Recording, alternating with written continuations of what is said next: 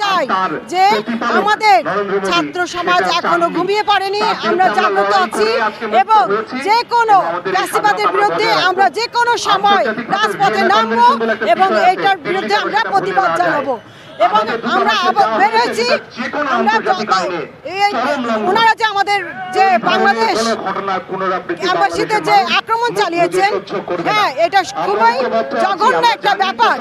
আমরা এটা তাদের কাছ থেকে আশা করেছিলাম, কিন্তু খুব শিগগিরই ওনারা ওনাদের রূপ দেখিয়েছেন। এর জন্য আমরা এটাই বলবো যে ওনারা আমাদের উপর আক্রমণ করলো, আমরা পথে এসে দাঁড়িয়েছি এবং দাঁড়াবো ইনশাল্লাহ। আমরা সবসময় প্রস্তুত আছি অন্যায়ের বিরুদ্ধে কথা বলার জন্য। সংগ্রামী সাথী বন্ধুগণ, আজকে আমরা এখানে সকালে একত্রিত হয়েছি সাম্রাজ্যবাদী ভারতের উস্কানিমূলক আচরণ তথা ভারতের বাংলাদেশের সহকারী হাই কমিশনের উপরে যে ন্যাক্কারজনক হামলা হয়েছে গতকাল, সেটার আমরা নিন্দা জানানোর জন্য এখানে সকলে উপস্থিত হয়েছি।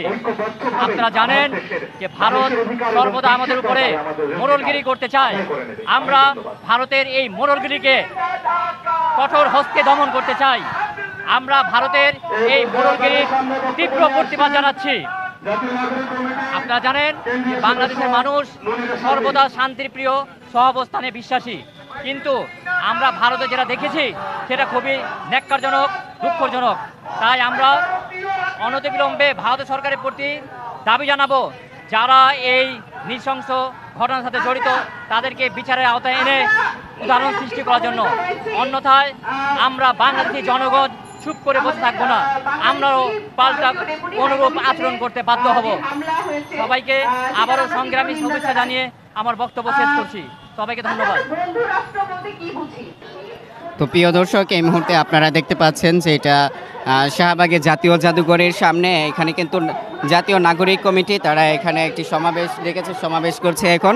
আর এই সমাবেশটি হচ্ছে গতকালকে ভারতের আগারতলায় যেই বাংলাদেশের সহকারী হাই কমিশনারে যে হিন্দুত্ববাদ বা হিন্দুরা যে আক্রমণ করেছে, সেই আক্রমণের প্রতিবাদে কিন্তু এখানে বাংলাদেশ জাতীয় নাগরিক কমিটি তারা কিন্তু এখানে সমাবেশ করছে, এখান থেকে প্রতিবাদ জানাচ্ছে।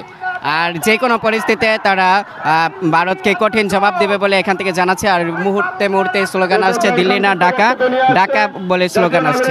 আমরা সরাসরি এখান লাইভ দেখাচ্ছি আপনাদেরকে। আমাদের বাংলাদেশে যে ক্যাম্পাসগুলো আছে এখানে ভারতেরা অনেক নির্যাতন করে, এটা আমরা চাই না। আমরা বলতে চাই বরাবর ভারতকে এভাবে কিন্তু আমাদের উপর আঘাত করাটা ঠিক না।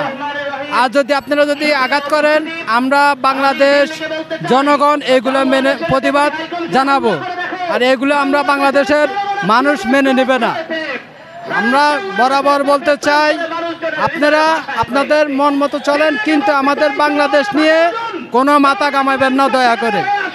এটাই আমার বক্তব্য। আমাদের বাংলাদেশের মানুষ এগুলো মেনে নেবে না।